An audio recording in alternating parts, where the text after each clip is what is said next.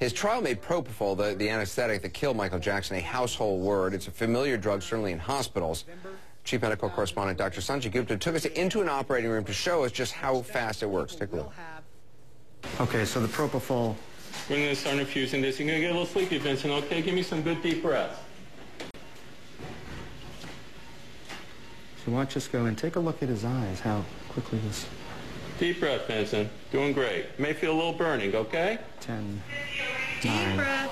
8, 7, 6, 5, 4, 3, 2, 1.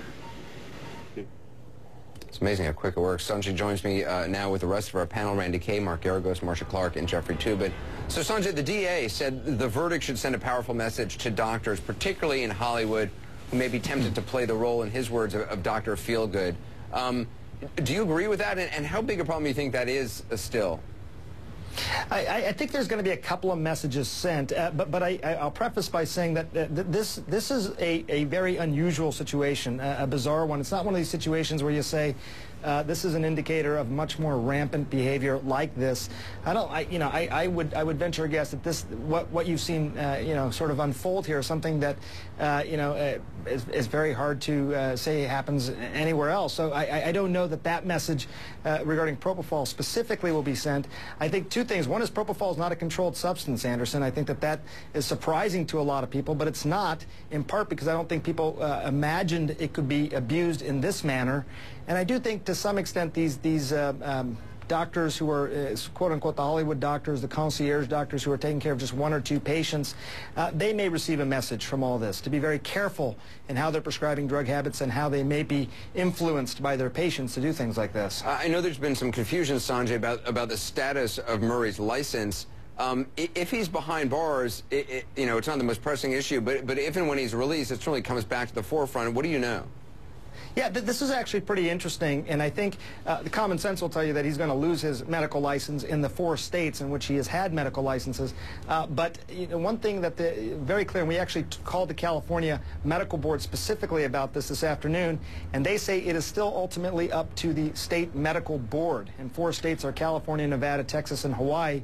They will individually decide about the status of his medical license. As you say, when he's in jail, it's obviously a moot point, but afterward they will decide that as well. And even during this trial, California did suspend his license. In Hawaii, it expired. But in Texas and Nevada, he still had a medical license, albeit without the ability to prescribe medications. Marcia, I want to play something that the DA said during closing arguments. Michael Jackson trusted Conrad Murray. He trusted him with his life. He paid with his life. The evidence in this case is overwhelming. The evidence in this case is abundantly clear that Conrad Murray acted with criminal negligence, that Conrad Murray caused the death of Michael Jackson, that Conrad Murray left Prince, Paris, and Blanket without a father. Marcia, how big a win is this for the DA's office, and how complex a case was it? Well, at the end of the day, what was interesting, Anderson, is that it was actually a very simple case. What I thought would be an extremely complex medical case that would leave a lot of jurors in the dust actually turned out to be a very simple matter of, hey, nobody gives propofol in a bedroom without a crash cart, without proper monitoring, and certainly nobody who administers propofol leaves the patient alone in the room. And they were able to prove both of those things, making it so easy for a jury to follow along and to understand. And it's a big win. It's an important win because it is certainly a high-profile case. It sends an important message about the care doctors should be taking with their patients and about asserting themselves in terms of not buying into things that a celebrity wants just to keep that celebrity as a patient.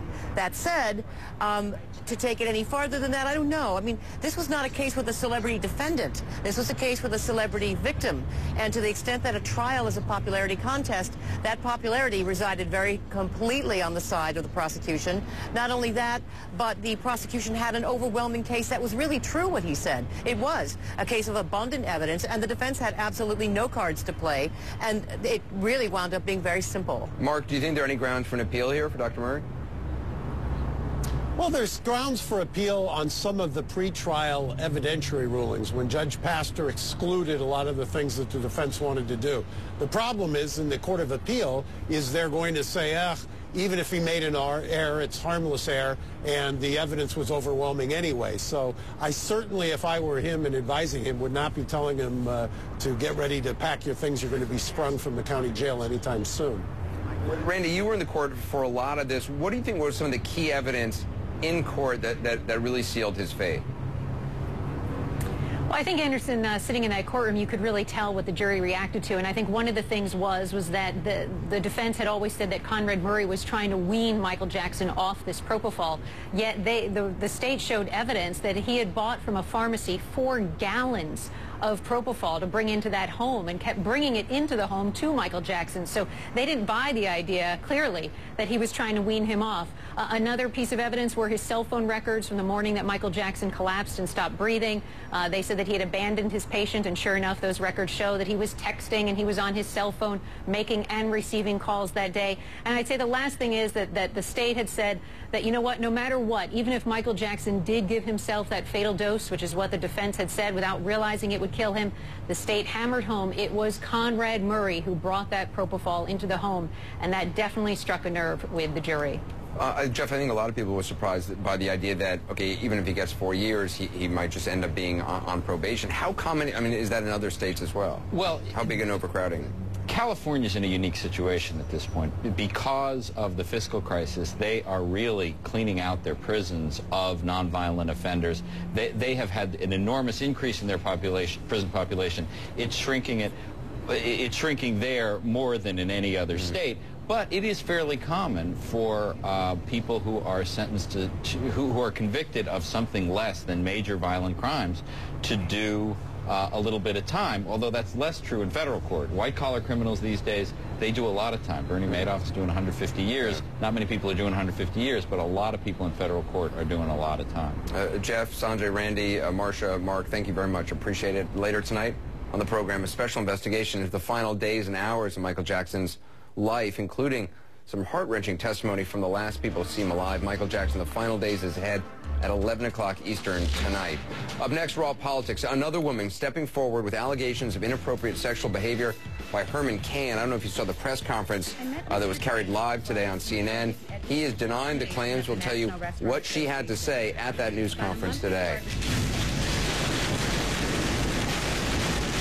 Also had amazing video caught by storm chasers in Oklahoma. We'll have the latest on the storms and the scandal right now at Penn State over allegations against a football coach. We'll be right back. Here across the road.